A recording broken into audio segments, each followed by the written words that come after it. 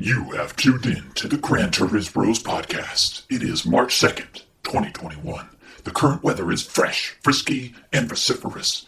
Please allow me to introduce your hosts for this fine particular soul rotation.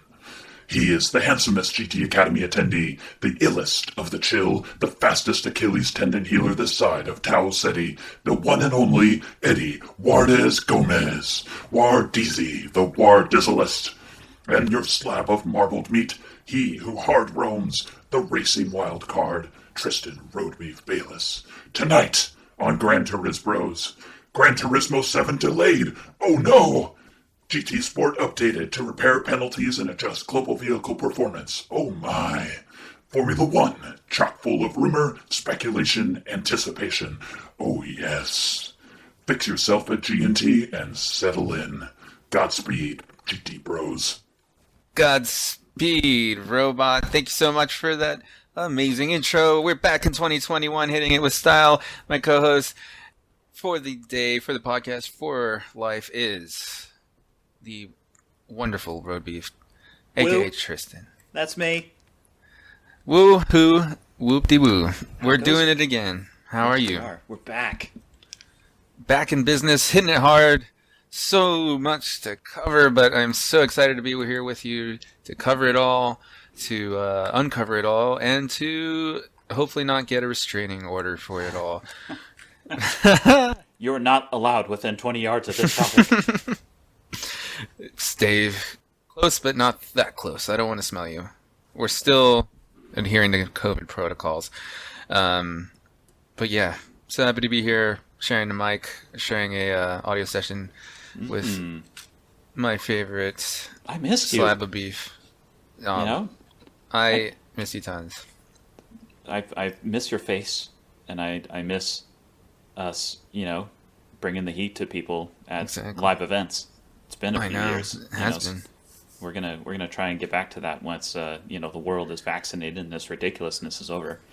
But man, well, hey, I mean, we can play with our Brazilian and Southern American guys again, so that's all I needed to hear. Yes, we can. It's like 2018 all over again. Yeah, that was the secret sauce I needed. But yeah, what were you gonna say? Sorry to encroach. It's all good. I'm just waxing poetic, or at least attempting to, in my feeble brains, smooth-brained ways.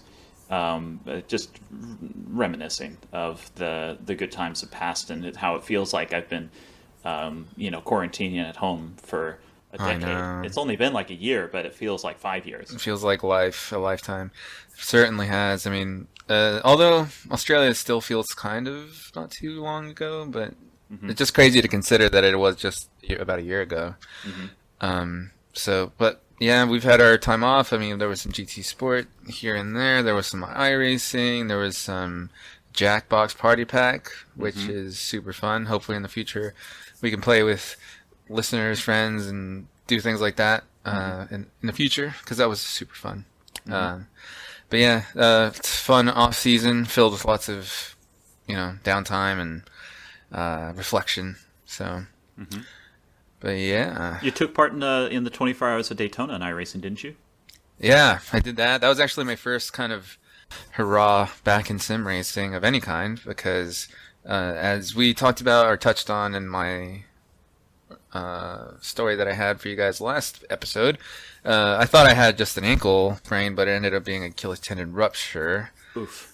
And it wasn't too bad, but they suggested since I was young to get the surgery done, so I did. And then that was November 13th I got my surgery on. It was a Friday. So that's how smart I am. But it ended up being okay. Surgery was great. Surgeon was awesome. Doing physical therapy 3 times a week religiously. I see those people more than my family now, so that's good. And yeah, so Daytona was late January, I think.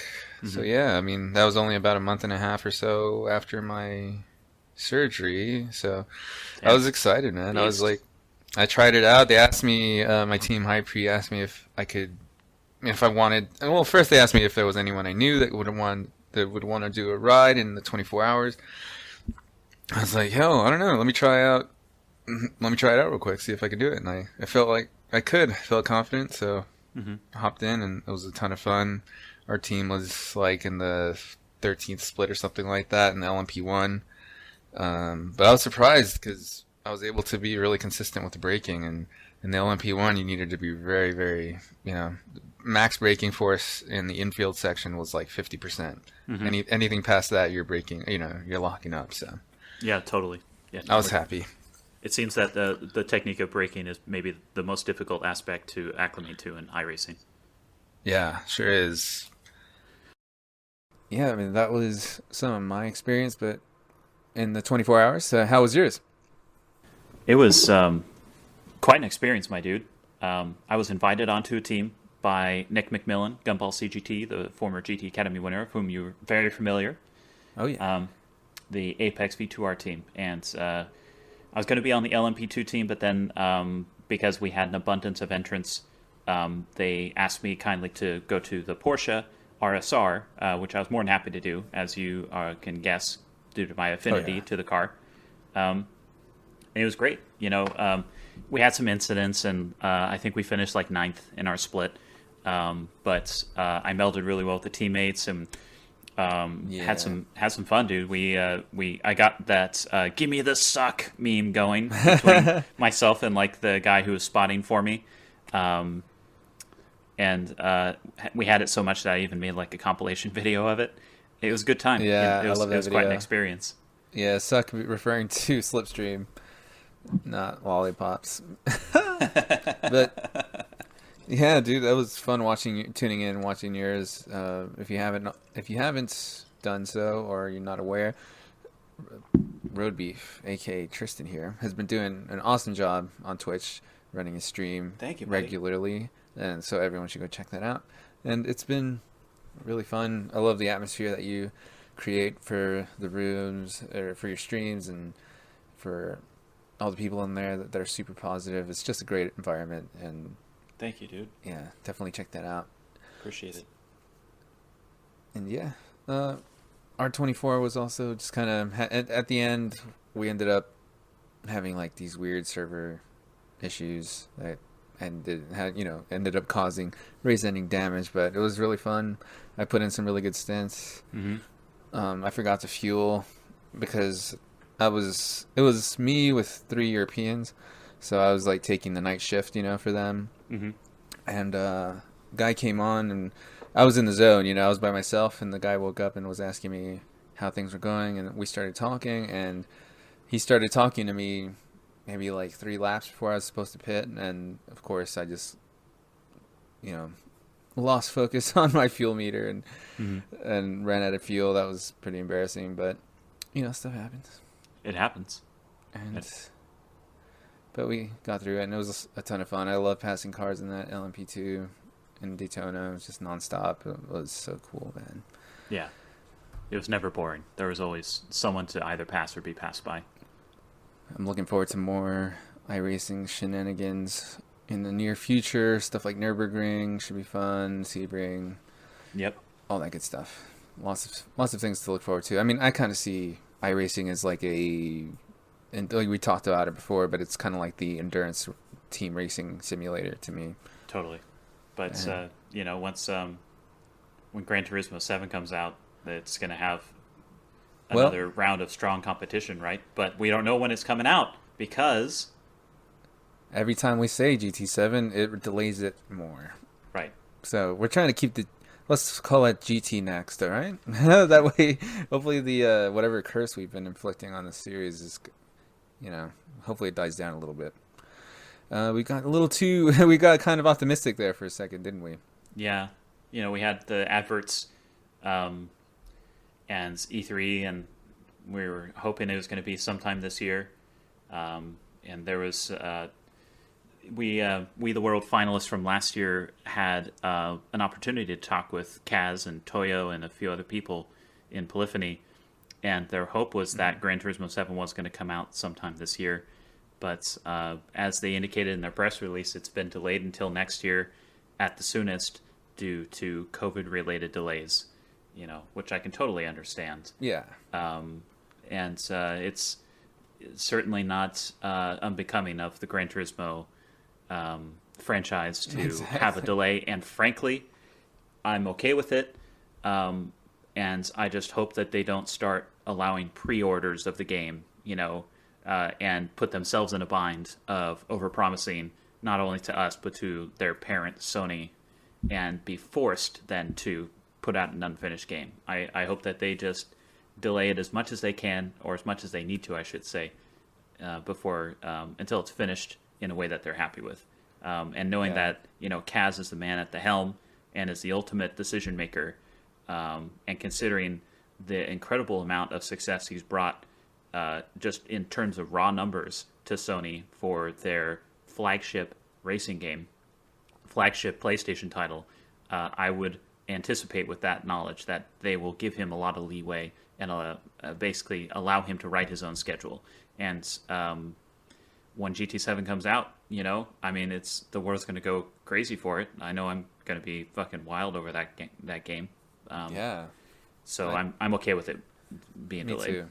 Yeah, I share that sentiment for sure. And one thing we got to think about is the fact that there are so many PS5s being sold, and they're almost impossible to get. And that's a good thing for Sony. It's a good thing for Polyphony, because they have a good base line of consoles for the game to release onto.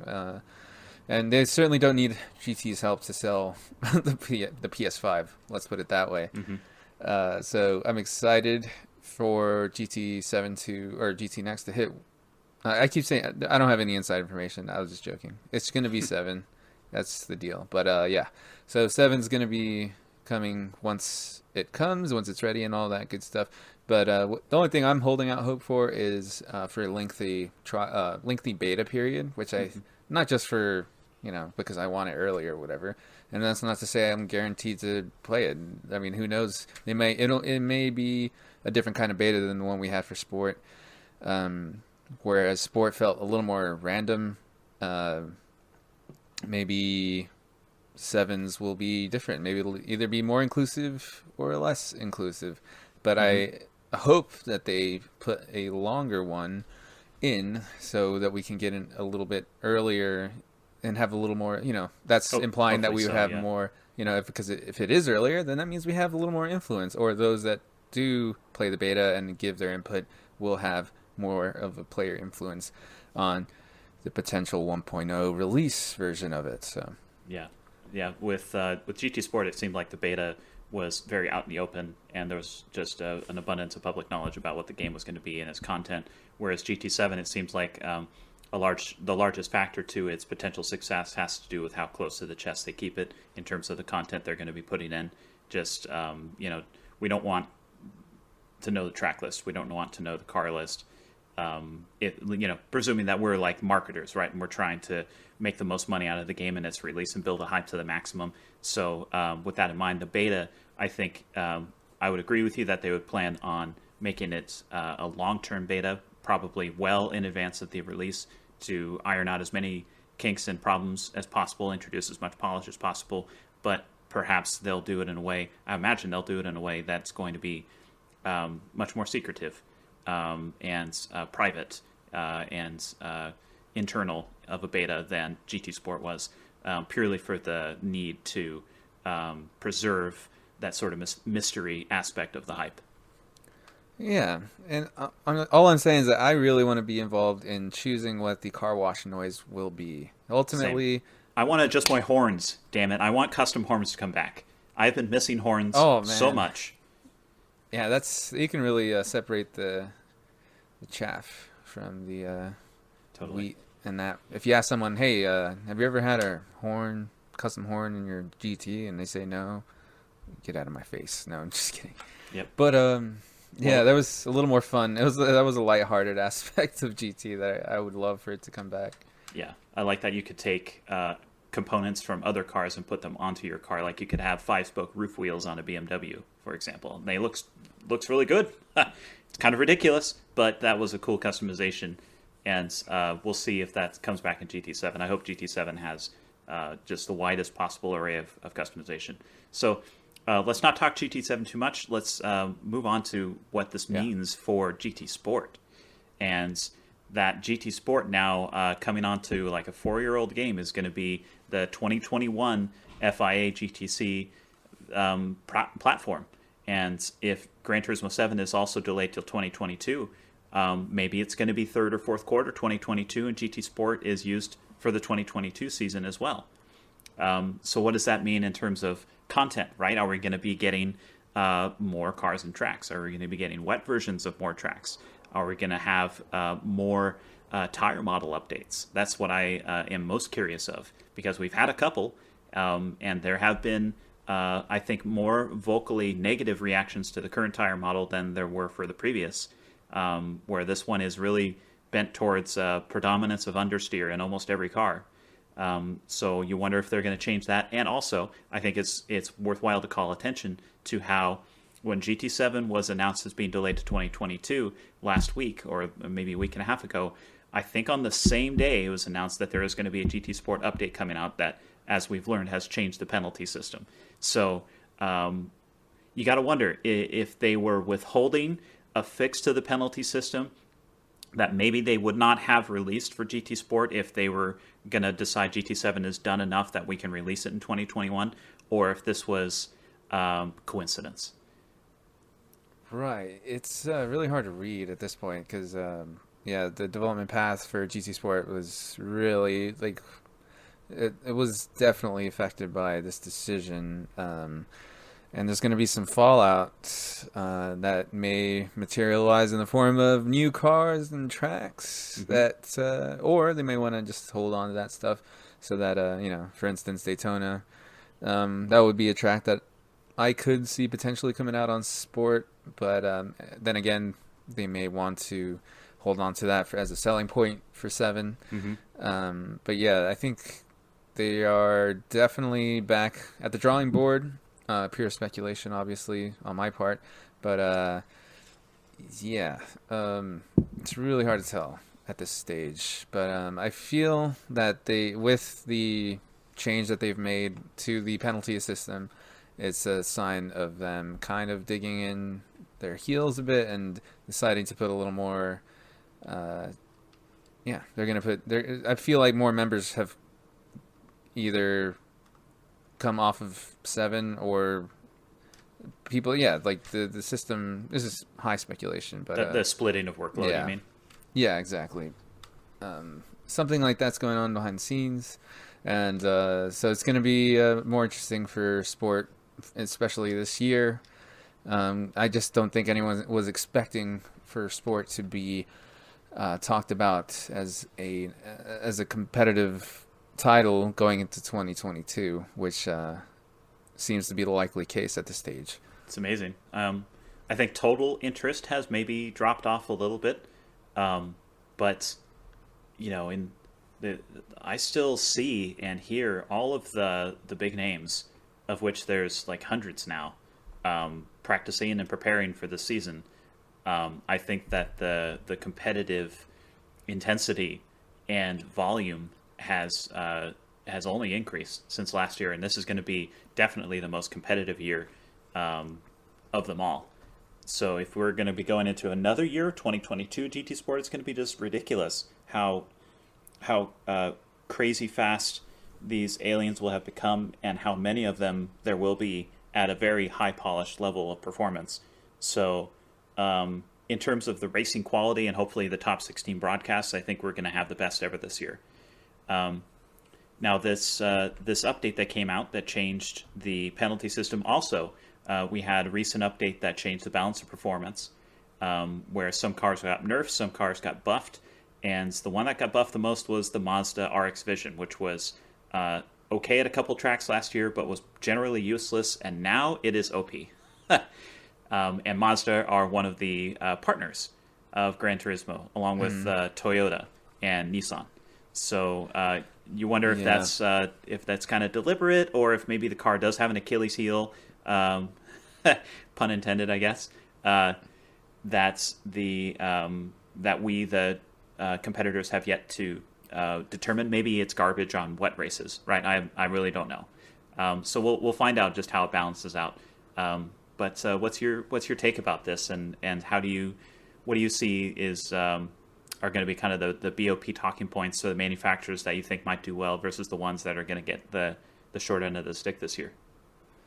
Well, it's definitely evened out some of the more popular choices, I feel like, and helped attract some players or drivers potentially back to the manufacturers that they abandoned. So, you know, you have people like Ant that used to be Chevy, left it, went to Mazda, left that. So maybe we can now go back to Chevy if he's coming around. Yep. Or Lloyd's, who was, you know, with Mazda and then left, and then like maybe he'll want to come back since it's so good and all that. But yeah, the Mazda thing's kind of a funny sticking point to me because people are saying when it first came out, it wasn't a hot car. So it's like I don't think Mazda really cares at this point. It's not like they're giving them notes telling them like, hey, we heard our car isn't so hot in your game and you got to fix that. I think it's just more, I don't know. I mean, that's just like they're playing whack-a-mole and every once in a while one just kind of gets away from them. So I think there's probably going to be, I mean, most people are expecting another adjustment to be had, right? They're going to use these exhibition rounds in order to sauce things out. Yep. But yeah, it's kind of funny that Dodge is nerfed again before. I mean, I'm sure a lot of the Mopar fans were like looking forward to things, right? Yeah. They were already nerfed, and now it's like extra nerfed. Yeah.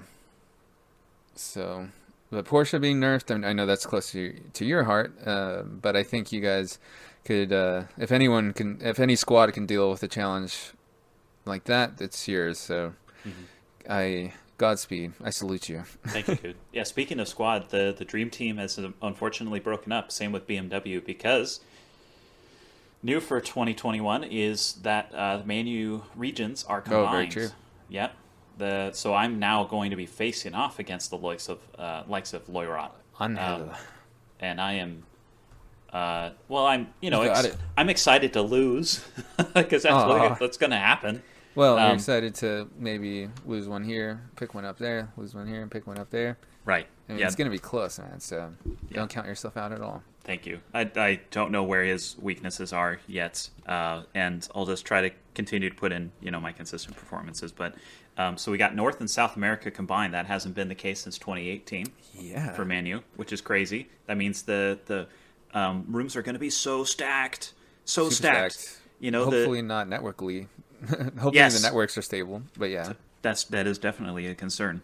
And when we did testing for World Finals in November with all regions, we had trouble with latency to the Australian and Japanese servers, the Oceania servers.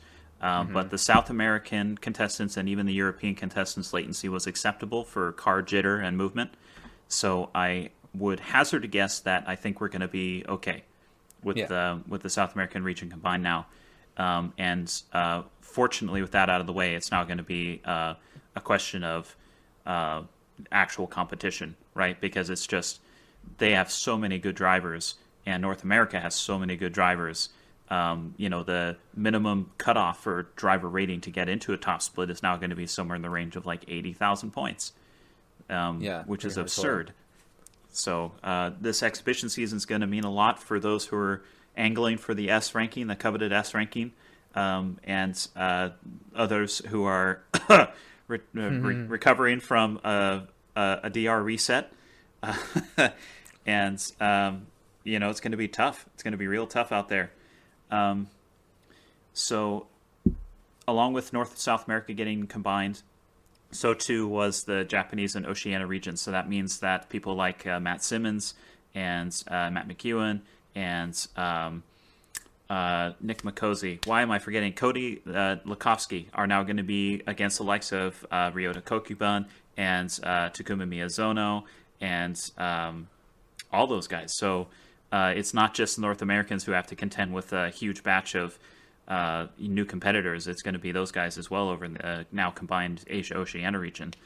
So hopefully this will make for extremely exciting I think so. top 16 broadcasts with all Tom and Jimmer, which I will hope will be the announcers for our events again, though nothing's been confirmed. I imagine that they're going to be the same guys with Julia and the whole crew. But yeah, I mean, laying it out as it is, it's looking like, and it's sort of in the European style, split 2, split 3, getting wins there, getting results there is going to be yeah, something to be really proud of.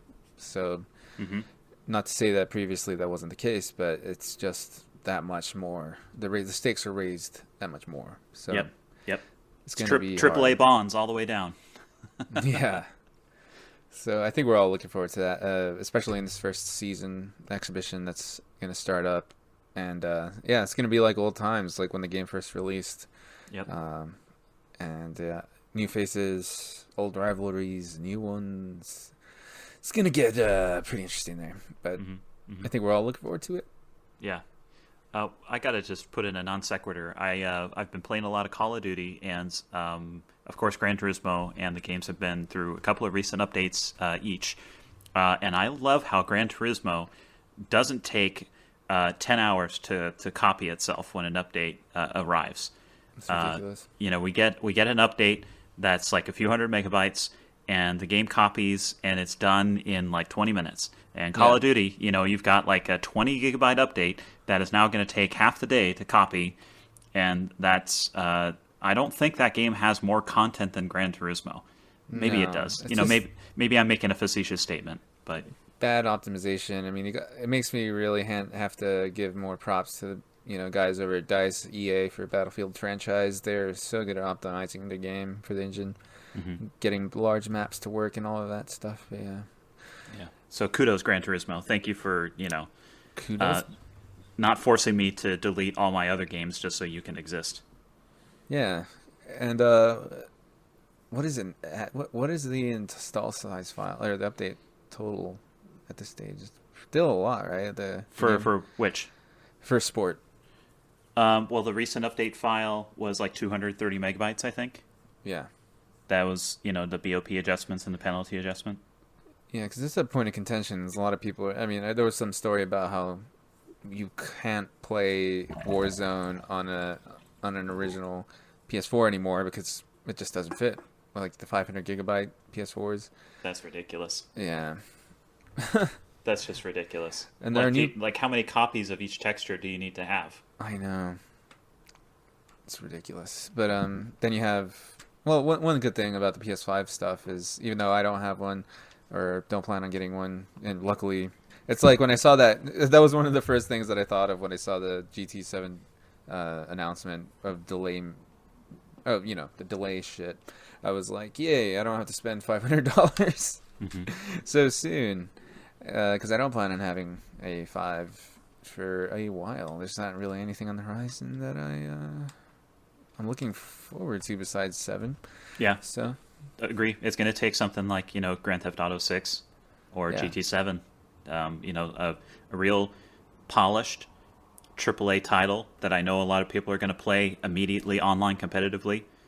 Or at least have like a great story mode to go through first, and both of those games are going to have that kind of thing. GT7. Right. The whole thing that distinguishes the complete Gran Turismo title is the single player aspect, and GT Sport has kind of a piecemeal single player of just here's some races and combos and a license thing, but no used cars, no GT Auto, no car washes, no oil changes, no add a wing to this car customization, no racing mods, etc. But GT7 will. There's no big challenges that people can point to either as being like because every title's had its infamous sort of, like, oh, how long did it take you to do this or that in this game? Like in GT5, it was like the Red Bull Challenge, among a few other things, endurance races and all that. But in sport, it was just like the only one I really think back to that I thought was kind of cool is that GTR mission at Nürburgring where you had to save fuel. Mm-hmm.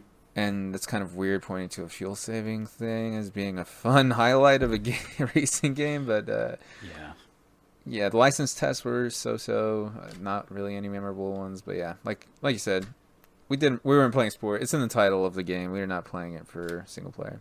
Yep. Yeah. Hoping for some killer license tests in 7. Mm-hmm. Some cool missions and crazy races. I'm hoping for. Well, this podcast is always in danger of becoming a wish list, so right. Let me just get one out of the way, and that is, I really hope that there's some form of race, like hot swapping with, like co-op let's put it that way. Online co-op where you get to share an endurance race with a friend, share a drive. That'd be great. Easy swaps. Yeah. Yeah, totally. I would agree with that. Or you could have like the spotter. In a fun way, who's like, just calling your race, and in the same vein, having a team photographer, right, who can wander around the track where like the polygons are solid and stuff, and you actually can try to. The whole point of photography is finding where to take the shot. Like every good photo starts with the right placement of feet. There's like some Ansel Adams quote that's similar to that. Like the best photos are all about knowing where to stand. And exploring the track, and like if the grandstands are modeled and that you can like walk up the stairs and into the booths or something like that.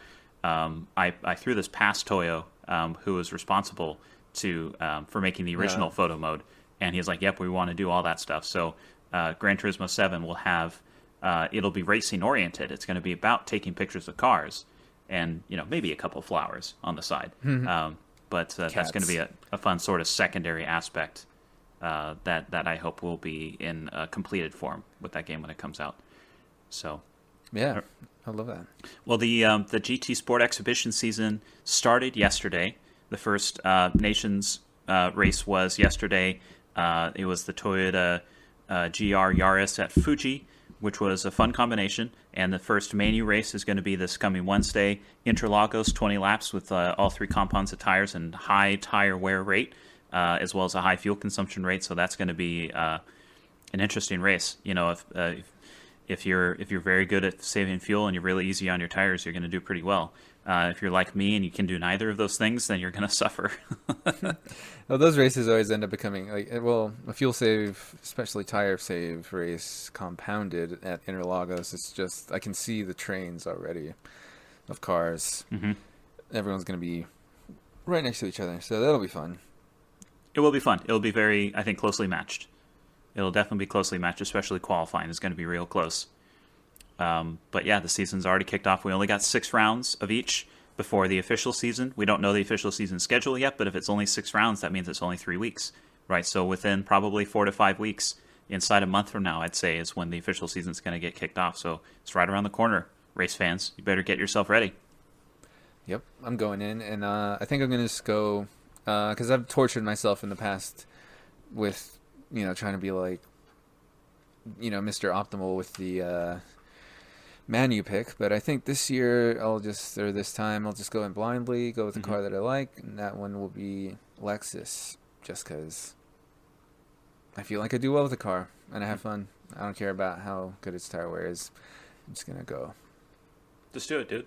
Exhibition season is exactly as it is described, and we don't know all the parameters, and maybe you'll find something about Lexus that really works out. And there's also shadow buffs sometimes that go undetected until something is put through its paces in earnest. And it's possible you might find something about Lexus fuel usage at certain RPMs. Who knows? That make it a contender, and you could be like. In like Flynn, with one of those choices that is otherwise ignored by the big names, and suddenly you've just earned yourself like a top 12 manufacturer entry into like World Finals. So sometimes using the car that is most comfortable and not the most popular can pay off. So I hope that works out for you, my dude. Thanks, me too. We'll see. So, I just like to have fun. I just want to have fun. All right. Do you have any other thoughts about GT Sport before we move on to Formula One? No, I'd like to talk about Formula One now. What's hot on your mind about Formula One, young man? Well, the thing that I have really been looking forward to since Ferrari had stumbled out of the gate in 2020 was Ferrari's recovery. I've been hyping it up to my dad, who is a big Ferrari fan, for feels like forever now. It feels like since last March, because I knew they were taking this punishment. So if you don't know, there was this new story that came out. I think it was dropped on a podcast, right? Mika Salo. It was on a Twitch broadcast. Twitch broadcast. That Mika Salo, ex-driver for Ferrari, F1 driver, all of that. He was saying that part of the punishment that Ferrari incurred for having run in an illegal engine in 2019 is that they had to have a restricted fuel flow rate for 2020. And that led to Ferrari being down on power. Yeah, way down. And having a car that was hard to set up because of said lack of power. And Charlie Leclerc spinning out in Monza in frustration. Yep. Yeah, so that was a really tough year for Ferrari. I think Binotto grew a lot of gray hairs. I think, in some bright side, I think Charles Leclerc was forged in a flame, and which I think, a lot of people are saying that McLaren is going to be one of the best team pairings alongside Red Bull, but I wouldn't count out a Sainz and Leclerc pairing at all. To me, that's an extremely potent package, and that's what I keep thinking about. It's kind of weird to think of Ferrari as an underdog that I would want to root for, because I kind of have a history of hating Ferrari, but I'm looking forward to them surprising everyone. And besides the fact that I've sobered up, obviously Sergio Perez going to Red Bull was huge news. My dad and I were hugging it out after that win. That was crazy. We feel like we've traveled. We've followed Checo's successes in racing since he was, racing in the lower Formula series. So him getting to get another shot at a top team is also very much in my mind. And every time the first time I saw Checo in Red Bull gear, I was freaking out. I just couldn't believe it was happening. I felt obviously really bad for Albon. But it's wild. Yeah. It's a fairy tale, dude. It's one of those true fairy tales that comes across so rarely in Formula One. So for that reason alone, it's worthy of being celebrated. And you know what's interesting about driver pairings, how you bring it up that way? Of the top 5 teams, let's say it's Ferrari, Red Bull, Aston Martin, Mercedes, and what would the 15 be? I'm blanking. McLaren. Oh yeah. I think Mercedes, with apologies to Valtteri Bottas, may have the weakest driver pairing of those 5, right? Because Bottas is always out of the gates very well, and his first third of a season is very strong. That's where he gets his wins, and then he just tails off. And something about his understanding of how to set up the car just doesn't match that of Hamilton's. And the contrast between their driving styles and their ability to adapt to the car couldn't have been clearer than at Turkey last year. Yeah. The semi-wet, semi-dry race where Hamilton stormed through to make an epic victory after the Racing Points sped off from the lead. And Bottas spun out 9 times. 9 times, right? I think of Mr. Rooney from Ferris Bueller's Day Off. 9 times, right? That was just an embarrassing shit show. There's no other way to put it. And that guy still has a drive, and George Russell is still in a Williams, and that is quite perplexing to me. Yeah, it is. But I see where Toto or whomever is coming from with the decision. Stability is a hell of a thing. Totally, you're right. In F1, and as a fan, obviously, I want things to be shaking up. I would love to have Russell, go against Lewis in the same car. I think it would be great for the sport, obviously, and all of that. But they have goals. Totally. And you know what? If I were George Russell, I would be looking at 2021 with the lens of this is actually optimal for me, because if we're looking at the top 5 teams and those 10 drivers, those are this is going to be a very exciting year of Formula One. Because of how strong all these teams are now going to be, and Ferrari don't have to run a reduced power package anymore. So there's going to be crazy battles up front, I would think. We're at the very end of this technical regulation development cycle, which tends to be when it's the most competitive. Maybe that's a facetious statement too. But anyway, I'll continue. And so George Russell is looking at these 10 guys who are the brightest candles, burning as bright as they can because they're all trying to get a world championship. And you know that a few of them are going to burn out this year. at least one or two of them are going to be like, you know what, maybe Vettel's going to get beaten by Stroll and he's going to throw in the towel and be like, fuck it, I'm out. Maybe Hamilton is going to have some kind of incident where he can't develop the car and he's going to be like, fuck it, I'm out. And suddenly Russell now has a drive with the top team, right? Be it McLaren or Mercedes or Ferrari or Red Bull. It could be honestly any of them, because what if Verstappen gets beaten by Checo? I think that's a possibility, right? There's like Verstappen, no argument, is an extremely fast driver, but Checo has developed into an incredible race distance driver who is probably the best at preserving his tires, which, as we know in Formula One, is now extremely important. And the way he deployed his available grip as well, like he's able to be reserved as well as be aggressive. Whereas in 2013, when he went to McLaren, he only knew aggressive, and I think that's what got him to be kicked down the ranks, so to speak. He couldn't adapt to the car. His driving style was like Gilles Villeneuve in the 2012 Sauber, and it didn't translate into the McLaren. McLaren were expecting another Lewis or another Jenson Button, and they got Gilles Villeneuve. And it's like a different era of driving style. So over the last several years with Racing Point, he's had this huge opportunity to refine his driving style, figure out how to set up the car so that it actually is fast throughout the race distance instead of just in qualifying. And now we have a driver who can beat everybody at a race like Bahrain last year. That was insane. That was insane how much faster he was, and he did it from the back of the fucking grid after getting spun out by Leclerc. Like that's one of those impossible feats. That was the mark of someone who deserves to be in a car like a Red Bull or Mercedes, someone who has come of age. And it's really an incredible fairy tale, and it's one of so many that are going to be taking place and unfolding in this year of Formula One. And I hope that my excitement in my voice is palpable, because when I get starting to talk about this stuff, I just am shaking in my chair, because it's like the adrenaline's pumping and I just can't wait to fucking watch this stuff. Hey man, I mean, he's like having a Mansell moment. If I were to have to compare him to anyone, he, either Mansell, a late bloomer like Mansell, or Hakkinen. That's a possibility. I mean, they just were kind of, when they were youngsters, they were surrounded by insane otherworldly talent, and that was the case for Checo, and that talent helped him grow into this force that just chose their lane. With Checo, it was the tire preservation and being,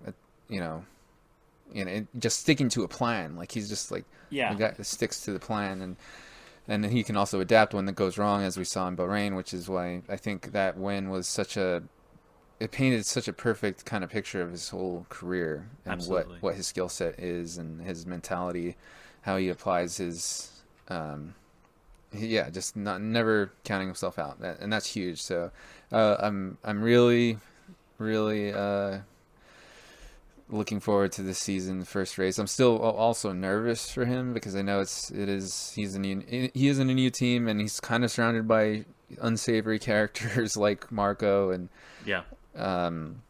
but yeah, I think as long as he does his job, they're gonna love him over at Red Bull, and as long as he just kind of does things by the book. I just hope that they don't give him any curveballs and throw out some early weird team orders or something like that. So that's the only thing that I think could throw a wrench in everything. I have faith in Helmut Marko's disposition towards measuring the worth of a driver based on their performance first, and their marketability second.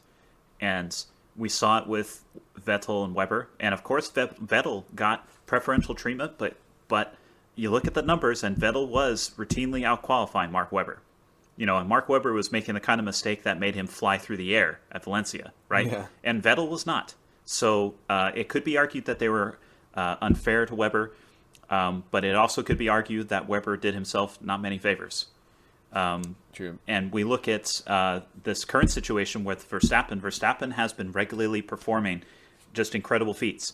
He's the kind of person who will make a mistake on the warm-up lap at Hungary and crash the car.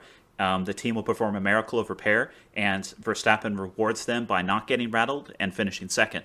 Like, that's the kind of driver Verstappen is. So, of course, Perez has this incredible challenge in front of him, but Verstappen might get shaken. Who knows, right? Because maybe it turns out that Checo is that little bit better than him at the tire preservation, and maybe over, through half the season, he's outscoring Verstappen, which is a very real possibility.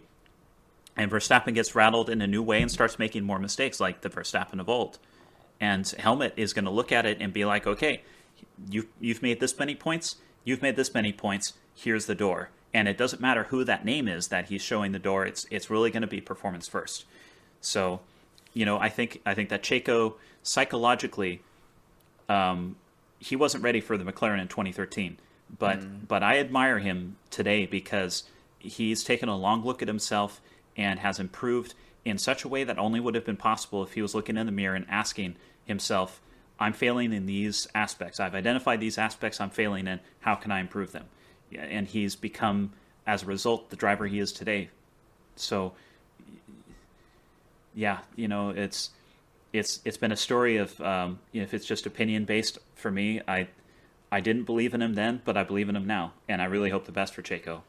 So, we'll see how that goes. And it was a merit-based thing, so I'm glad he could convince you with last year's drives, because he had, besides Bahrain, like, there were some really stellar things he did in that Mercedes, that pink Mercedes. But one huge point to me is in regards to the difference between Weber and himself, because the comparisons are sort of nonstop, but it's just huge that Checo's had his win already. Yep. In 2009, Red Bull was looking really good in the preseason. I think Horner and Newey were hyping the team within the team, behind closed doors. They were all like, dude, we got this. 2009 is ours, so we just got to do this and that. And then no one could predict the Braun, thing the brilliance to happen. of the double diffuser. So I think Mark and Vettel were like, man, we're going to win so much. Mark was like, I'm going to get my first win. And then he did in Germany that year. But I think it's just, there's something super valuable to the fact, and something that I think Marco also saw that helped him agree to everything. It's just like, okay, good. He's got his win in. He's not going to be desperate in 2021. That's not to say that he won't be going for it like Sam, but he won't be desperate. So I think that was also a big factor for them. And that's something that's going to separate him in the way that he attacks the season. And he'll be more of a team player. And because it's a 1-year deal.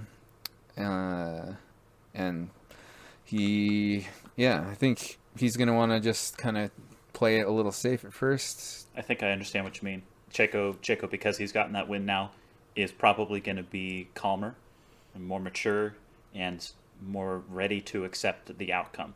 And the next big step being a world championship, not just a win. Yeah, and ultimately to move on from a result that he doesn't like or doesn't agree with, versus fighting it or going to the press and making a hullabaloo. Not bad for a number 2 driver, et cetera, et cetera. Probably not going to happen with Checo. Exactly. But who knows, right? We're also, it's just prediction at this point. All right, if they're beating Mercedes, then it becomes an entirely different thing. And then if it comes down to Max and Sergio, or it's going to be one of us, then that's where I'm hoping it doesn't become another Ocon situation. But I mean, he's already had one, so if he hasn't gone from that, then if he hasn't changed and that Ocon thing happens again, then he doesn't deserve to have the championship. But it's up to him. So. Yep. On the subject of Ocon, it's interesting to consider and to predict what we think he might do against Alonso this year. Alonso's last teammate was Van Dorn, right? Stoffel? In 2017, I think, before Alonso left on his sabbatical for 2 years. Or is it 2018? Am I getting the years wrong? Oh, he had Button. He had Button for 2015, 2016. Oh yeah, it was Van Dorn. Yeah, and then Stoffel Van Dorn, and I if memory serves, he beat him qualifying 20-0. Right. And Van Dorn was supposed to be the next up and comer, destroyed everyone in GP2. Yeah. But then you face Alonso in a difficult to drive and difficult to set up car, and it's So Ocon has been about the measure, an equal match in speed for Checo based on their time in Racing Point. Has he matured himself and found some more speed to take to his two-time world champion new teammate? That's going to be interesting to see. And whether or not Alonso will cause any kind of, and I'm saying this stereotypically, because it's like Alonso has a reputation that may or may not be correct or fairly attributed, but will Alonso's presence be a curse on Alpine Renault? Yeah, I mean, depends on Alonso's goals. I think he's using 2021 as a year to get back up to speed.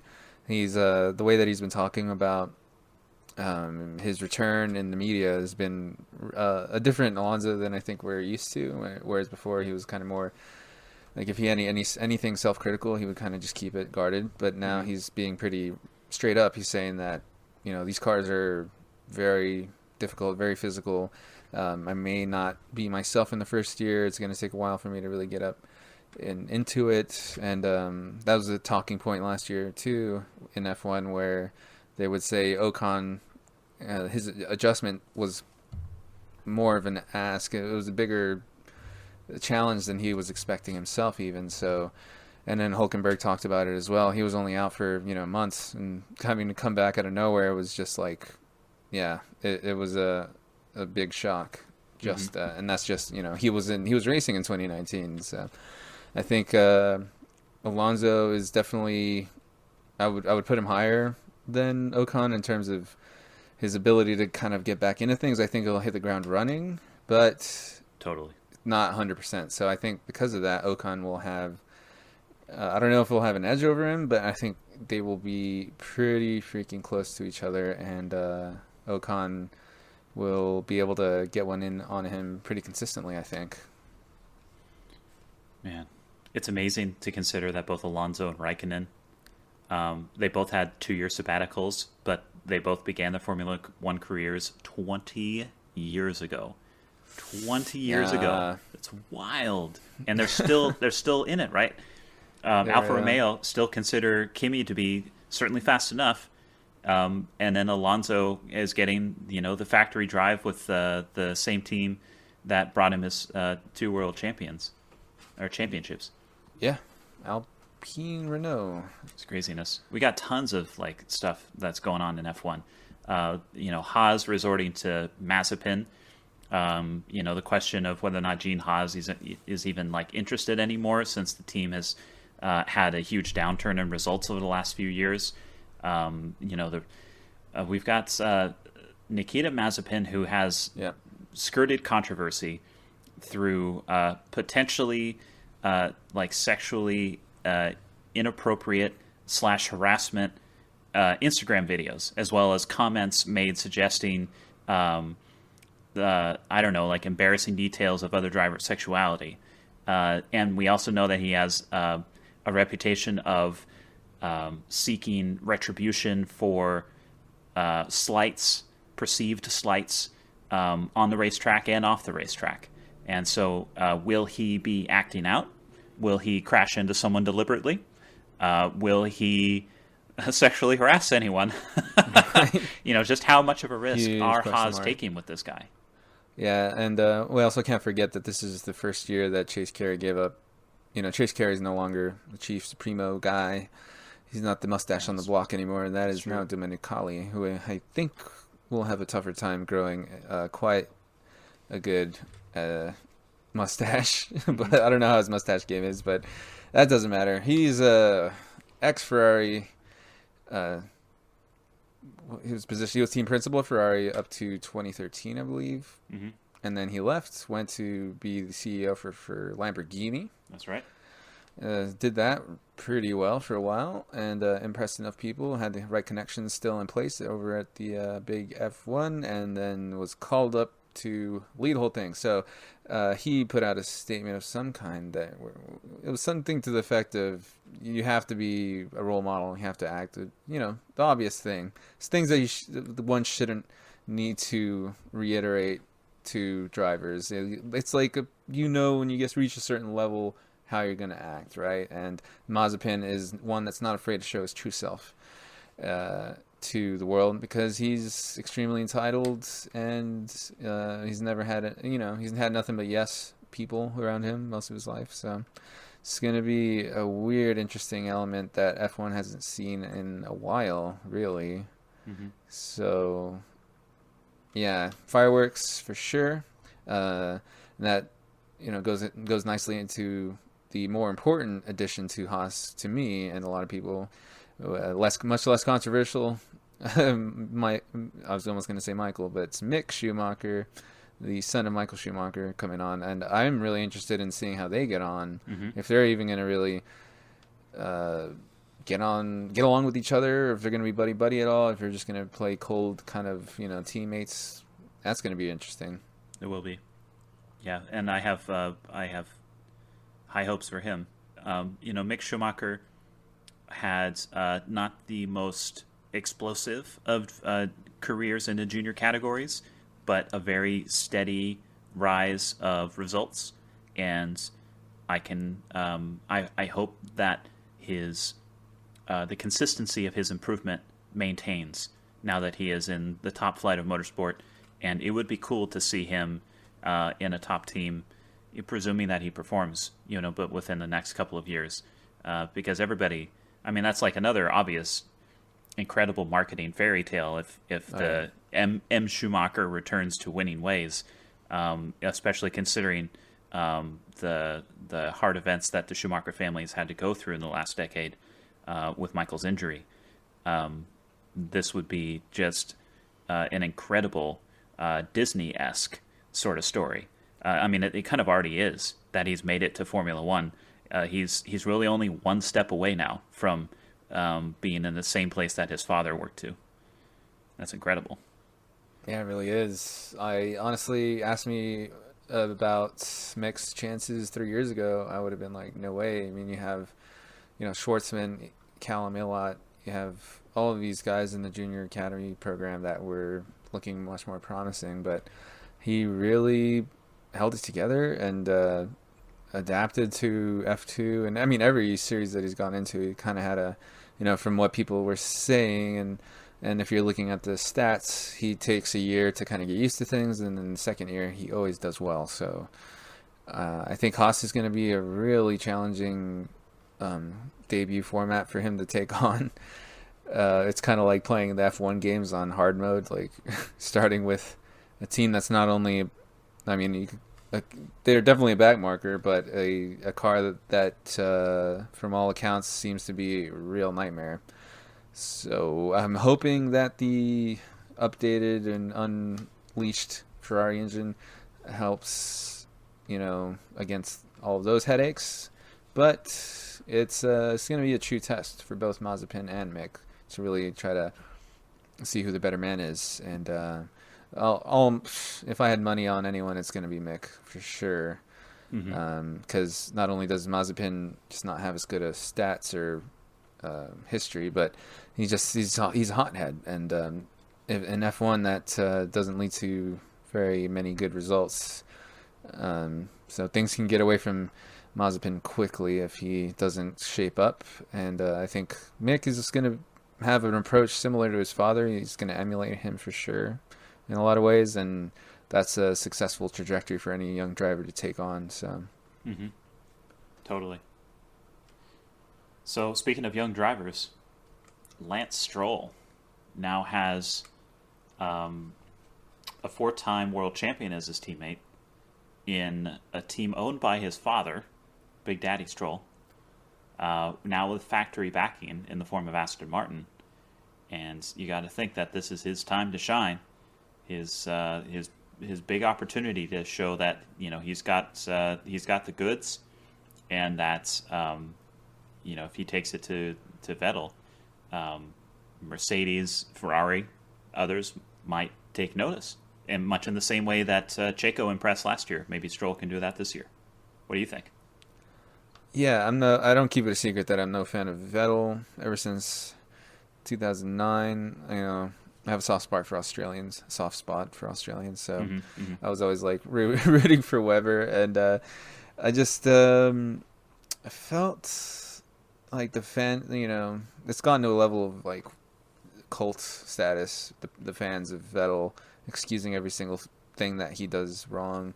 You go on the Reddit Formula One subreddit, and it's just insane the amount of downvotes you get for saying anything even half critical about Vettel. But yeah, I've always said that it was my prediction that Leclerc was just gonna destroy Vettel, and I think it's arguable that that was the case, and so Vettel's going away to a different team, and I think that Lance is in a place to beat Vettel, and I think that Vettel is at Aston because Lawrence wanted someone that his son could beat, but that would also bring along good, big name for the team to have. It's like, sure, we'll get Vettel.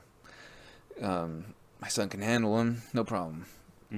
But I still there's a part of me that will have to have a bit of room for optimism in terms of Vettel's chances of kind of turning things around, and maybe Ferrari really is that much of a soul sucker, so to speak, and maybe he will, which I'll be happy to see. I mean, to be fair, I am a huge fan of Vettel's personality. I think he's one of the most unique characters F1's ever had in the history of the entire sport. Not to say that we have, as much information about old drivers as we do these drivers, but he's just so different, and he's such a nerd, and he's so funny, and he's just like into British humor and all that stuff. So I love him as a dude, but I think as a driver, he's kind of had better days, and I hope that he can thrive at Aston Martin, but I really don't expect that will be the case. And definitely, yeah. You remember Canada 2019 when he got the penalty for the unsafe re-entry, and at the end of the race, he got to parking his car and swapped the podium parking grid signs so that Hamilton didn't have first, he was second, yeah. And the empty spot where his car should have been was first. Like that's amazing. The braking protocol to make a statement kind of thing is something I really appreciate about Vettel, and it's extremely rare, in today's sort of sanitized and forgive me, marketing optimized. Kind of reality. It was an of iconic motorsport. moment. Totally. It was an iconic moment. Yeah. Beautiful moment. I clapped at the TV screen when that happened. It's like I was so happy to see that. Right or wrong, it didn't matter if he was right or wrong. It was in the gray area, and he decided that he needed to stand his ground and wasn't going to kind of just make the politically correct route. He was going to take a stand. And, in the realm of sport where it's not too consequential, it's like people aren't, living or dying based on his actions or the results of the race. It's more entertainment. It's still risky, right? Because it's like his reputation on the line, and for him to take that risk and make that statement speaks a lot about the confidence he has in his opinion, and that's what we love to see, and is a pure expression of being human, and I love it, and that's one of my favorite moments of the last 10 years. Yeah, that was certainly great. And I think he has so much self-belief and determination. But he is right in a lot of ways. One big thing I think about a lot is the fact that if Kimi stayed as his teammate for 2019, that was a big, huge discussion back and forth within the team and within the fandom about whether Kimi should be alongside Vettel in the team for 2019. And I was one of the guys that was like, no, we need Leclerc there. We need to shake things up. Kimmy's out. He's useless, blah, blah, blah. And ended up being the case. Kimi wasn't so bad after all. But I do think at this point I have to support the idea that Vettel probably stood a much better chance of winning 2019 for the team. Winning for SF, had it been Kimi there. Would you agree with that? Yeah. I would agree, because he and Leclerc took points off of both of them because they had so many collisions. And I can't think of The only collision I can think of that Vettel had with Raikkonen was when they pinched Verstappen at Singapore in what was it, 2017 or 2018. That's like Right. that's the only Raikkonen to Vettel collision I can think of. And maybe there are others, but I can think of at least like 4 or 5 Exactly. Leclerc and Vettel collisions. You know, Brazil and Red Bull Ring are just like the two that come to mind. The way that Vettel complained on the radio in Bahrain, where he's like, you know, you can't do that. We sit in the team trailer for an hour and talk about how we're not going to do this, and then he goes and does it anyway. This like last second lunge that Leclerc tends to do. So you know that I totally agree, and I'm rambling a bit, but basically I'm just putting forth evidence that supports your point that 2019 would have been a completely different season for Vettel if it was still Raikkonen beside him.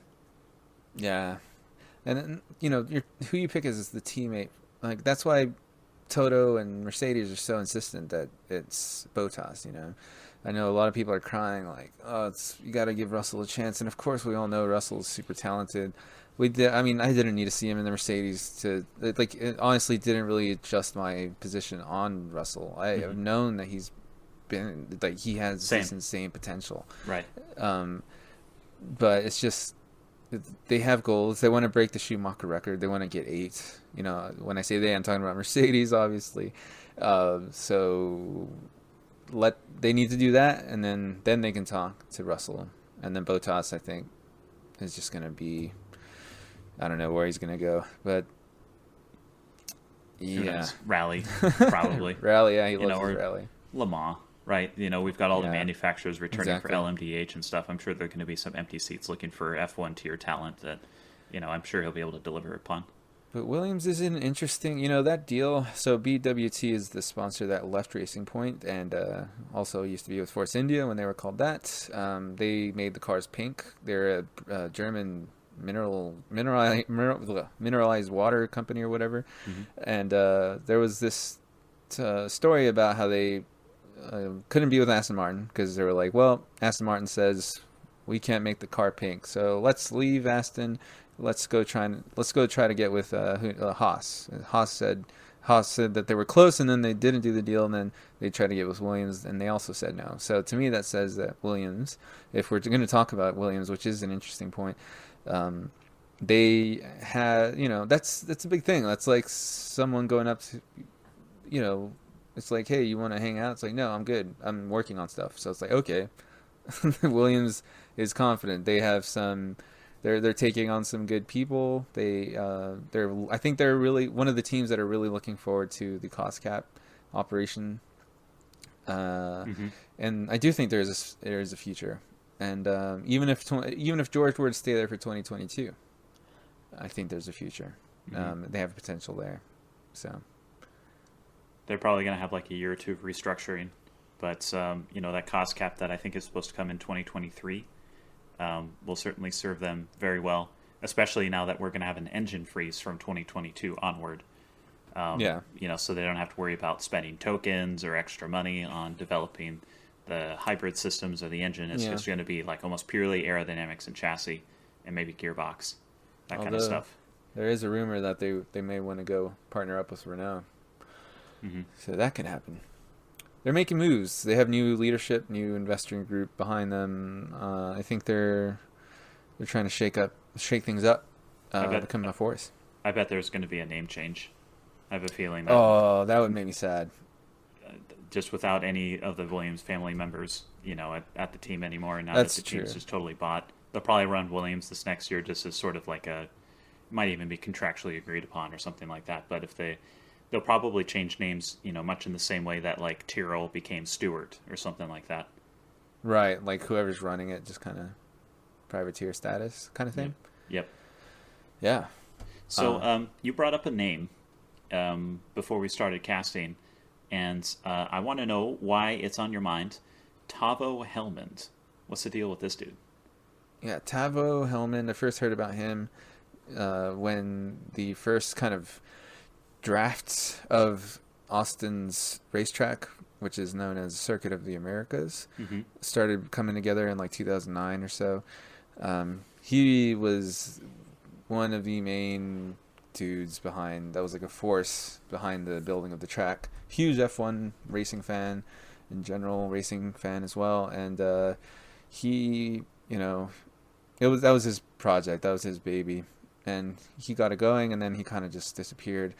Now he has a group of investors that are interested in coming in to the sport.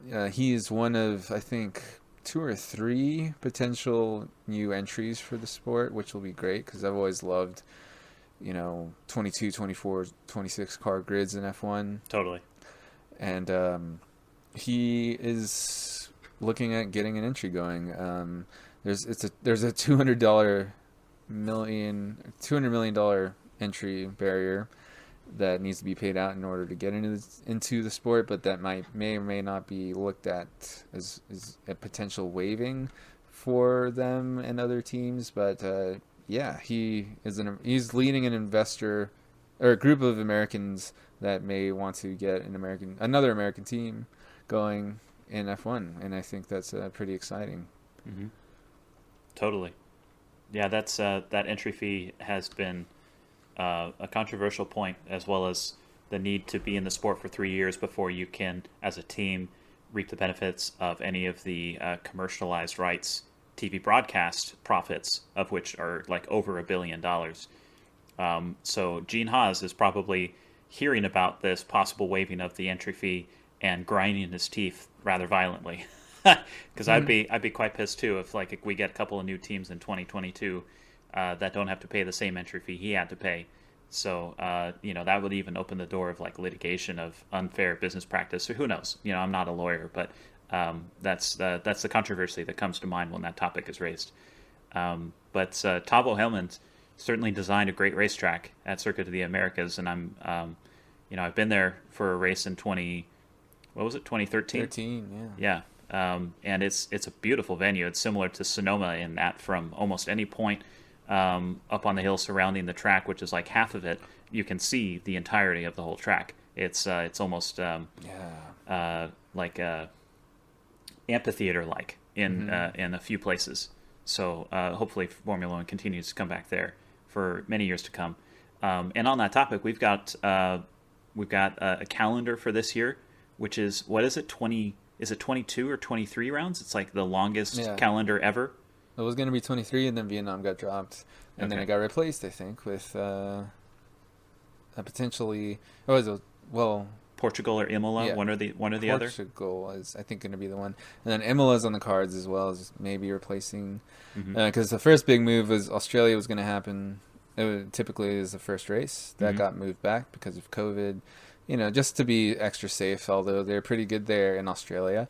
As when it comes to COVID, they don't want to push things, so they rescheduled to November, I think, or October. Yeah, October, I think it is. The start of their summer. Because it's going to be before Mexico City, which I have tickets to.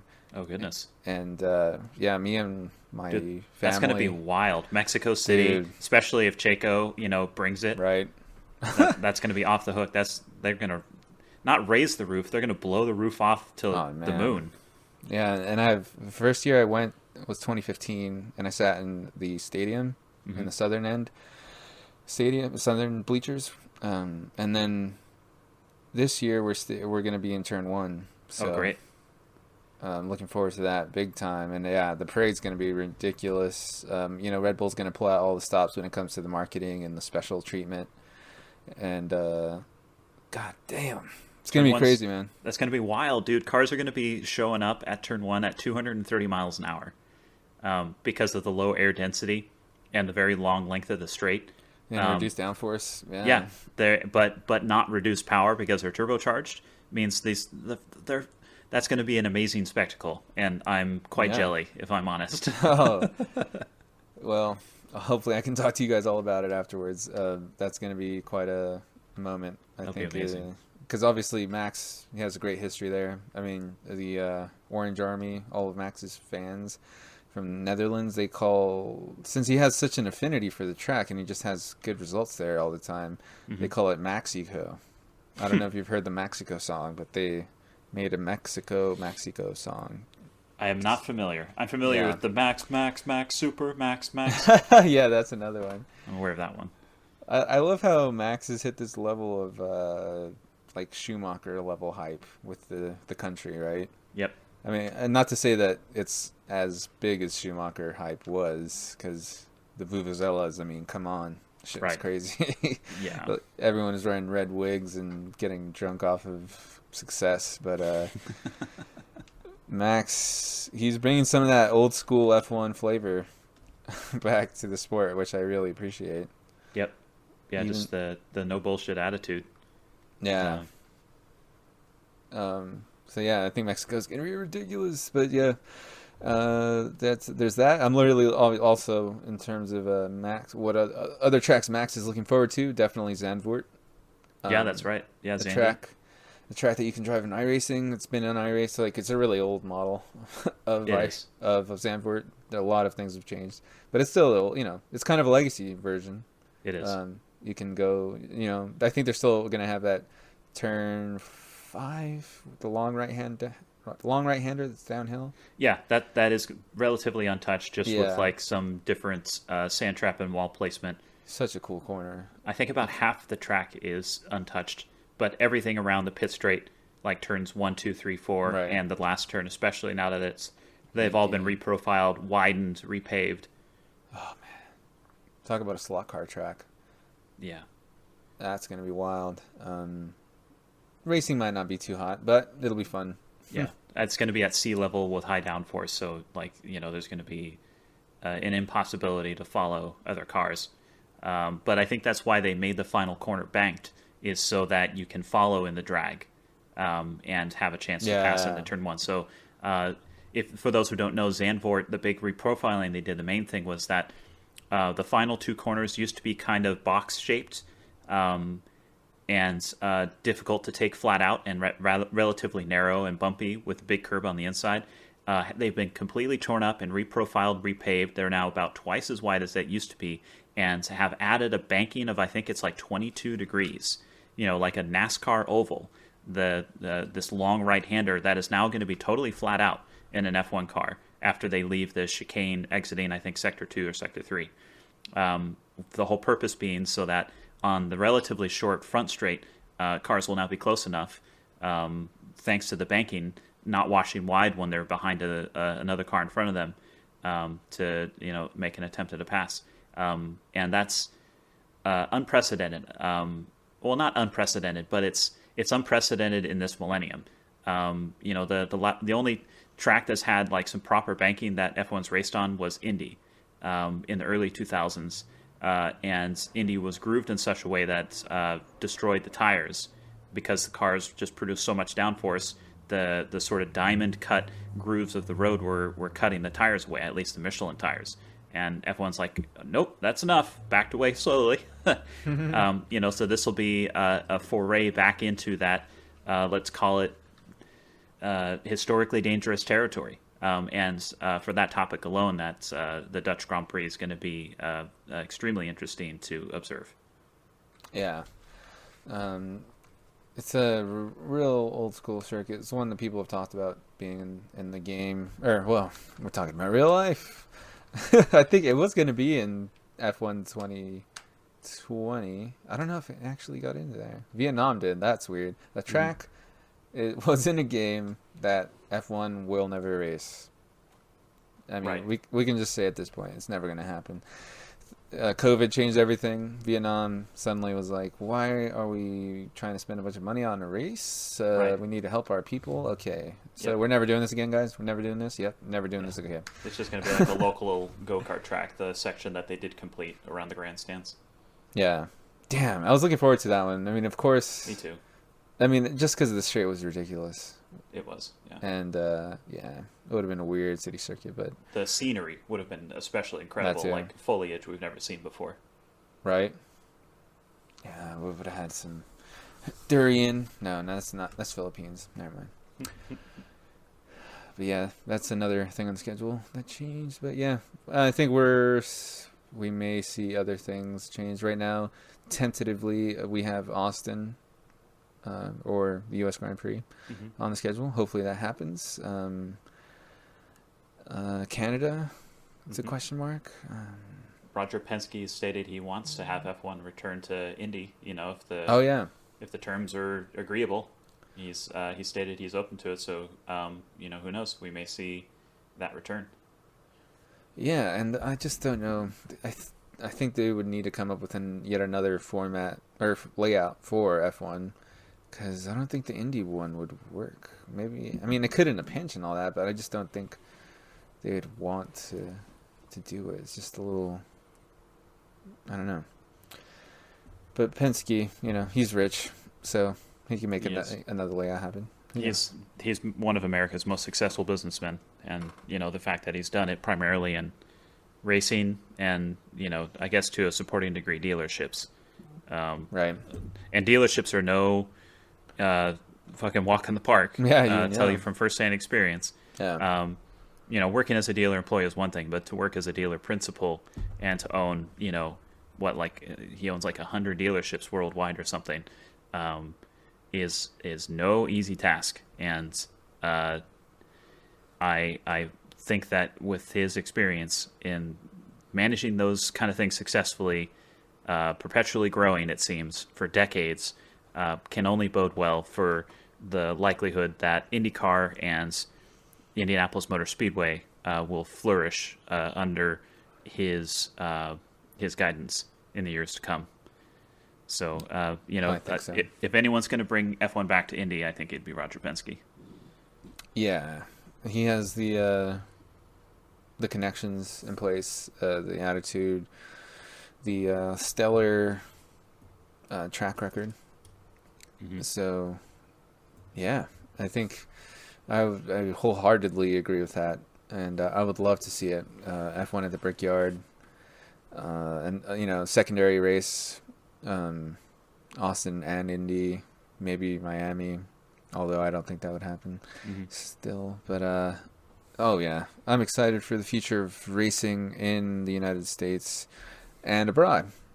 F1 definitely has a lot of things going for it going into the new era of 2022. I hope the racing improves a lot. That's one big reason that Alonso came back to the sport, and because he thinks that he fares a much better chance of, because he thinks F1's going to become more of a driver series where driver skill can shine, rather than just the old engine superiority, which Mercedes has enjoyed for a while. And that's not being totally fair to them, because I was recently talking about how I feel that the scapegoat to Mercedes dominance is everyone always points to the power, but it's much more than that. They have a really, really extremely good package with their drivers, with their personnel, with the decision making that they've made in order to continually be the best. And yeah, absolutely. I mean, they were the only team that went with the aerodynamic low rake concept in 2017, and made the longest car on the grid for the last 4 years. Right. And they've made it work. Obviously, it's it's one thing, as you say, to have the engine advantage. It's another thing to take a risk on the rest of the car. Have difficulties in 2017. Like, they did not dominate 2017. I think 2017 is really owed to Hamilton. Stick it out and continue developing. And then by 2019, it's like, okay, they're back to kind of dominance, and from there have the racing political capital to be like, all right, we're going to paint our cars black now. Yeah. That's like fuck you, speed, where they can just do what they want.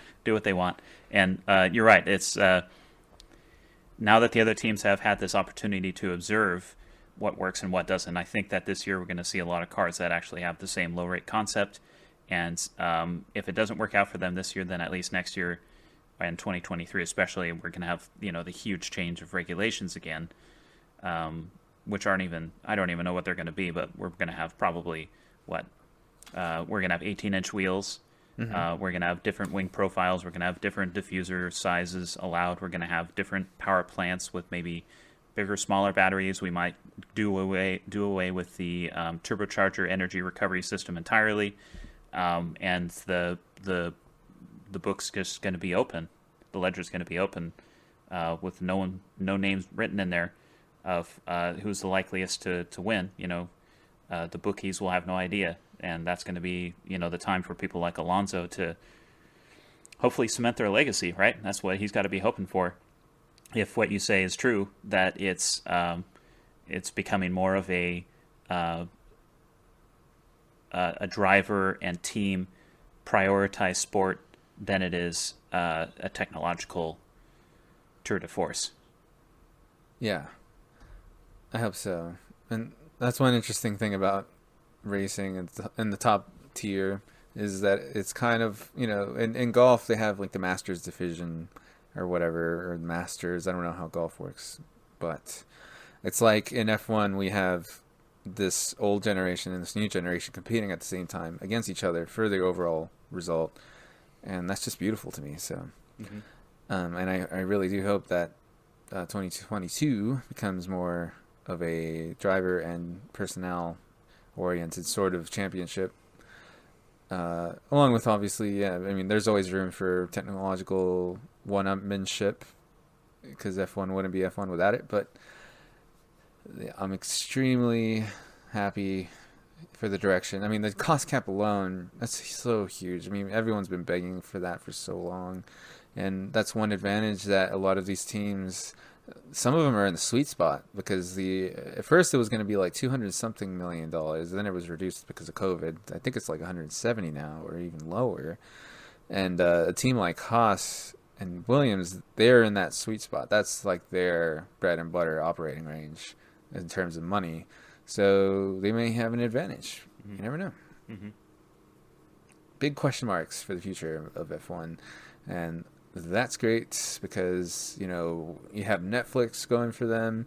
That's a big snowball. It's attracted a lot of people and is growing all the time.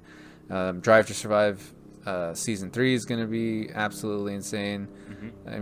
Ever since the back and forth cancel thing happened with the Australian Grand Prix in 2020, I knew it was just going to be a weird special season of that Netflix show. And then it ended up going into way beyond my wildest imagination as far as the developments of the rest of the year went down. Going to be super entertaining. Can't wait to see all the behind the scenes stuff. Same here. That's going to be a fun binge watch. Oh yeah, it's only a few weeks away. That's right. And but yeah, F1, watch it. Do yourself a favor. We certainly will be. But there's more to racing than just F1 in the real life world. That silly thing that those real life drivers do that are endangering themselves all the time. We like to stay in our rooms and race against each other. The only thing that we're in danger of is offending each other, which only lasts a few seconds, really. But hypercar is a thing. Hypercar is a category of racing that is going to debut in the World Endurance Championship for 2020. I think it's 2022, right? I think it's 22. Yeah. Yeah, and they're the ones. They're the series that races in Le Mans. If you're not following what I'm saying, but yeah. So big news being, Ferrari is going to race in the 24 Hours of Le Mans for the overall win in 2023, along with big names like Porsche, who's also debuting that year, and Audi, and Peugeot, joining the regular, or the recently regular Toyota. Oh man! So that's at least 5 major manufacturers. Yeah, because Aston Martin's no longer gonna be there. They gave up on the Valkyrie project once ACO decided to include the LMDH class, which is the IMSA cars, the top. So it's like Le Mans Daytona hybrid or whatever. So unfortunately, they pulled out because they were like, we didn't agree to this. But whatever. I think it's kind of pretty cool. It's just kind of weird that Ferrari has to develop this crazy road car. And in order to compete in this hypercar class, and they're going to be racing against the Lara customer cars that are BOP to be able to run with them. So, but whatever. I'm just happy that there's going to be a really fast red thing flashing by. It will be cool to see. At 3 in the morning in the Mulsanne, so... That'll be the first time Ferrari have gone for the overall win since the 333 SP of the mid-90s. Yeah, which was a customer car as well. Yep. So they're building their own thing. It's been a while since they've built a car for Le Mans. It's going to be freaking awesome. And I don't know about you, but I think I'm going to start learning French. No, I'm going to go I'm going to go to France in 2023. Thank you, Scuderia Ferrari, for making my mind up and solidifying some travel plans, because as in the wise words of Sir Beavis and Butthead, we're there. No, they didn't say that. They said something like that. We're there. Cool. Shut up, Beavis. I'm gonna butthead my way to France. Like Beavis and Butthead do America. I'm gonna do Le Mans. We need a Beavis and Butthead sequel. We need another movie. I think and Mike Judge has just been having too much fun watching real life play out like his shows do and his movies. So I think hopefully hopefully stuff gets boring this year so he can get back to writing. Did Mike Judge have something to do with Silicon Valley? Yeah, he's the creator and showrunner. Yeah, genius Amazing. show. One of my favorite comedies. If you haven't seen Silicon Valley, oh my God, I'm jealous of you because you get to watch it again. You get to watch it for the first time, rather. So funny. Yep. Well, we've got a lot of cool racing stuff to look forward to. You know, both GT Sport as well as Formula One, World Endurance Championship. You know, so while the world of just consumer electronics or consumer vehicles become more and more just self-driving and electric-driven, you know, which is okay and maybe not okay, but tending towards less exciting, safer, more boring. It's nice that on the flip side of things, in the world of recreational motorsports, things are ramping up and getting more exciting again. Recreational motorsports. I really like the way that you put that, actually. And this is the first time I've heard you say that, and I don't know if it was just on a whim or not, but that has a lot of meaning to me, because what I was going to continue on from there was the idea that motorsports should finally start tipping toward the idea of them being more of a recreational thing. It's not supposed to be road technology, you know, being tested on the racetrack or whatever.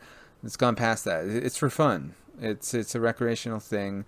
It's a sport. I think that now that road cars are going to become more boring and it's going to just be seen as a means of transportation, we can hopefully see more of an evolution toward more entertaining formats of racing. And NASCAR this year is, I think, a good indicator of that. After COVID shook everything up, monotony wasn't such a thing anymore because there was no other choice. So there was the virtual racing. I think that sobered things up well. And then that led into NASCAR deciding to do more road racing, F1 doing crazy one-off races, and everyone was inspiring each other to do crazier things. And now that led to NASCAR this year doing a freaking dirt race. Right? Yeah. And so if you haven't heard, NASCAR is going to be doing a dirt race in their schedule that's going to count for points. So they're going to cover Bristol with dirt and just run a dirt race. Like, what the hell? It's like NASCAR saw what F1 was doing, and they're like, we can do way better than that. Here you go. We're going to race Road America. We're going to race Circuit of the Americas. We're going to pour dirt on Bristol and have a great old time. Like, wow, that's awesome. I hope more of that. I hope it's not too little too late for NASCAR. Right, yeah. I hope so too, but we'll see. I don't know. I think Better it's late still than strong. never, right? Yeah, I think the way that it's bounced back is big. Showed me that the fans are pretty down. They're hardcore. Yeah, and there's room to grow. And V8 Supercars is gonna, it's just funny to me though. Like V8 Supercars has always been what I would hope an American it's just ridiculous that the Camaro versus the Mustang is going to happen in an Australian racing series. Mm-hmm. Because they're going to race GT3 style cars that are going to debut, I think, next year. Mm-hmm. And they're getting rid of the big, tall, fat, crazy V8 supercars of the old. They're going to now get into more of a GT3 series kind of thing. Mm-hmm. And these are all things that can be in Gran Turismo 7, maybe 8, maybe 7.5. Who knows? But the future of wish lists for GT games is going to be so juicy. Yep. Yeah, if we're thinking about GT7 and how they're going to market it now, if it's put off to next year, that means that one can hope that we're now going to get like a proper, let's call it full-length trailer of GT7 at like E3. Yeah. Something that gives us at least like an image of GT World, like the navigation menu, right? So we can see all the different things we can go to and all the different shops and all the different manufacturers, all the different races and licenses and nonsense, and at least get an idea for the scope of the game, the size of it from there. With hopefully some... this will quickly devolve into wish listing, but I just hope that we're going to get a steady stream of cool tidbits of what GT7 might be. And although I do hope that they, play close to the chest as they need to make sure that they sell the game enough to warrant that Gran Turismo exists forever, which is what I hope. I also am just selfishly desiring as much as they can feed me. Oh yeah, me too. I would love that. It's drips and drabs content, little behind the door. Kind of like how Cyberpunk was. Although Cyberpunk was a good example of success, but I think that the way that they hyped the game up was pretty good. The hype was great. Yeah, totally. As long as GT delivers, unlike they did, it'll be good. Like they can do behind closed doors sessions, demos, let reviewers get some early code for them to run through and tell people about, give impressions on, podcasts that they can give the game to test to and stuff like that. Not I'm not suggesting anything, but please,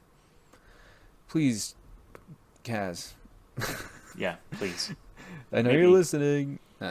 Maybe we should have another cast around the end of the exhibition season, because we'll know the schedule of the official season by then.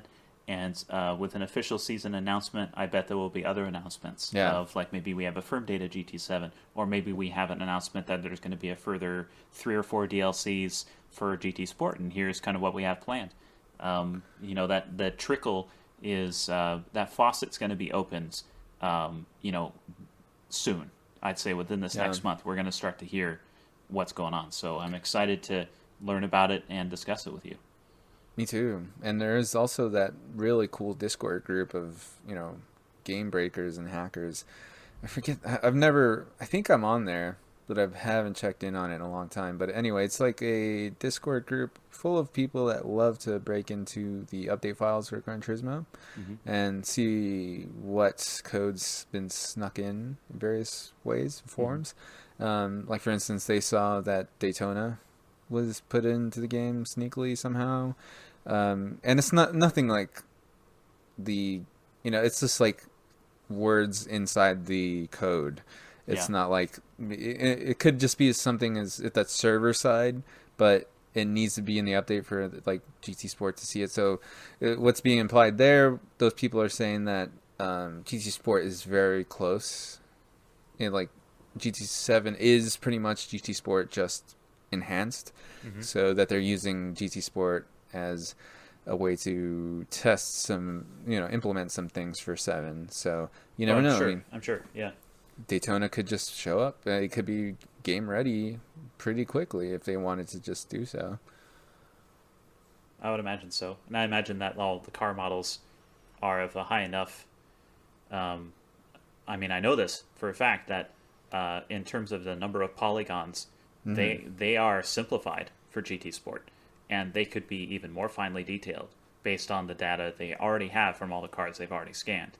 So Gran Turismo 7 is just going to be like all that GT Sport has turned to 11 in terms of number of polygons, the resolution of textures, the performance of anti-aliasing, draw distance, all that kind of stuff. And I'm fine with that. I'm totally fine with that. If that is just the same graphics engine simply scaled up, that tells me that it's going to be much more likely to be properly optimized than if they were starting from scratch. True. Good point there, too. Yeah, there is a lot to look forward to this year, even though it's going to feel like it's going to be a long time to 7. I think there'll be plenty of updates along the way and interesting turns and twists. So stay tuned for sure. Keep those seatbelts on and get your car wash button hands ready. Save up those credits for the oil change. You'll be using them in no time. Absolutely. Hop on GT Sport and check out what's going on with that. So if it's been a while, if you've maybe switched to Warzone, delete it. Totally. Yeah, and hop onto to Twitch and YouTube. The Twitch Gran Turismo streaming community is growing every day. Yeah. And we've got a ton of people on there. Like, obviously, myself, Cyrus, Randall, I think Lloyd's is getting onto a Twitch account. We've got, like... Erky, Slushy, awesome. Hako, Lester's been on there for a long time. Yeah, Lester's always there, yeah, for sure. I'm sure I'm forgetting other names that I watch a lot, but, like, tons of people. And the viewership's always growing, and we've got a great chat community among all of us, and we're always like rating each other when we're done to kind of just keep it going. So I hope that you guys check us out and tune in, and you're gonna be in store. What we have in store is some great racing. It's it's gonna be cutthroat when we're out there. Oh yeah. But also like as respectful as it possibly can be. I know that's going to be my MO. So Wouldn't hopefully want it any other way. Hopefully we can deliver some entertainment. I think so. And that's an important point there. It's up to us to keep the GT community alive and kicking and continuing and off into the future. Although the game doesn't always go in the direction that everyone likes, I think we can all have fun with it at the end of the day, and just hop on and support each other in any way we can. So thank you for listening to this podcast so far.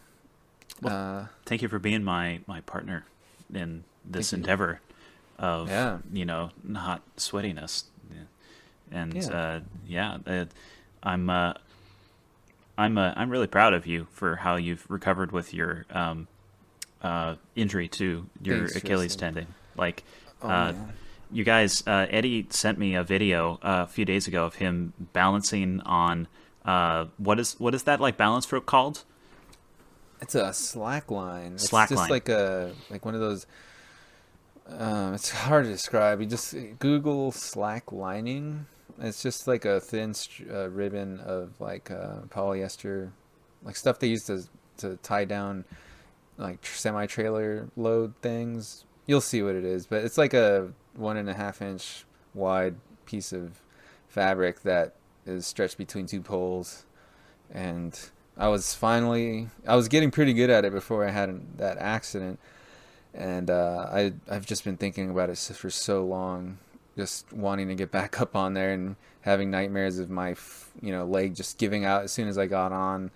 But turns out I tried it out. I was like, you know what, I'm just gonna get on it. I feel kind of strong. I still have a few months before I get back to close to normal, but I got on top. I got up there balanced, and I was like, this feels good. I'm just gonna go for it. And I had my girlfriend record me, and I was able to get all the way across pretty much, and it felt amazing. And I had to share it instantly with my loved ones, and it was really cool seeing their reactions. And like Tristan was saying, like that he forgot that I was even injured. So I was like, dude, that's an ultimate compliment. That's super cool. Yeah, it took me a second to realize, like, the gravity of what that video meant. And dude, it's like, if I can offer you a metaphor, it's like you took this injury, slapped it around, called it names, threw it up in the air, and then drop kicked it and watch it sail it over like the left field fence. Oh yeah. You've gone from having basically no use of one foot to having like a full return of use of the foot with fine motor control and balance, on this balance strip, which is ridiculous. For anyone who knows anything about muscle physiology, to regain that fine motor control is exceptional, especially in the short amount of time you've done it. So kudos to you, dude. Thank you. Yeah, and I hope it inspires others that are going through injuries to stay strong, do all of your rehab, take it seriously, and like you can really surprise yourself with how quickly your recovery can come back. And it's always, obviously, it has its by the ways, the caveats, so to speak. And that is, for me, I still have to develop a lot of my calf muscle strength and tendon strength overall. It's tendons take a long time to heal. They don't get much blood flow, and that's why it takes so long to heal. So I'm just, I was working on everything that I could besides that, because obviously if I try to speed that up too much, it'll just hurt it. So as a side, I was like, I'm going to work on all my fine motor controls, like Tristan said. So I've been doing a lot of therapy band stuff and ankle mobility things and hitting therapy really hard. So yeah, that led to being able to do that, like high wire act thing pretty much. And I just love that I can continue to go back at that thing and get better. And yeah, it just feels great. Super cool. Totally. I'm back, guys, somewhat. And iRacing helped me also gain a lot of confidence as well. And now, as a result of both those things, so do I also go into... so will I also go into GT Sport with confidence. So, yeah. It's great to hear. Yeah. Well, my dude, I'm going to catch you and all you listeners in, maybe just a few weeks' time, if not less than that. Yeah. So allow me an opportunity from your boy Roadbeef to thank you for tuning in, and thank you, my partner, my GT bro, Eddie. Big for, thanks. Providing the vocal sexiness and Anytime. the technical acumen to put together this awesome show. And I look forward to our next conversations, my dude. We're gonna have so much to talk about. It's ridiculous. Means the world to me, Turisbro. And yeah, love you, and we will talk soon about lots more of exciting things. Thanks to all of you for listening and sticking around with us going into this new year, 2021. Going to be exciting. Going to feel, like even more tight-knit. So keep being awesome. We'll catch you on the flip side. See you on the track, hopefully. Feel free to reach out whenever you want. And that's me, Wardez, signing off. Thanks, T. Peace out, everybody. Peace out. Tweak those nipples. Take it easy. Ooh. Oh, I thought that was an order. Okay. Good night, everybody. It is. Damn it.